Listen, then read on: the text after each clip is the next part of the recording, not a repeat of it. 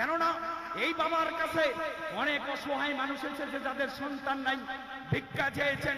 ভান্ডারীর উসিলায়, হযরত কেবলা আলমের উসিলায় বাবা যাকে দয়া করেছেন, এইরকম অনেক লোক আছে যাদের সন্তান হয়েছে। আমার কাছে এক ডজন প্রমাণ আছে। আল্লাহর ওলি সে দয়া করতে পারে কি পারে না? জবান করে বলেন পারে কি পারে না? সম্মানিত হাজিরিন, আজকে আপনাদেরকে বলে দিতে চাই, বাংলাদেশের যেই জায়গায় থাকুন না কেন, মহান মুর্শিদকে মুসিবতের সময় স্মরণ করবেন, দেখবেন মুসিবত দূর হয়ে যাবে। আল্লাহ পাক এখানে যারা এসেছে, ওগো বাবা মঈনুদ্দিন, আমরা অবাধি ভিখারি, আমাদেরকে দয়া করো, গৌসুল আজম থেকে আমাদেরকে এনে দাও, আমাদের মুশকিল আসান করে দাও।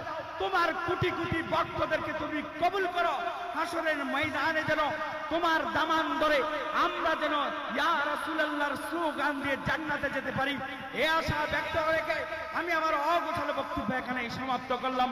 ওয়া মা আলাইনা ইল্লাল বালাগ। আসসালামু আলাইকুম ওয়া রাহমাতুল্লাহ।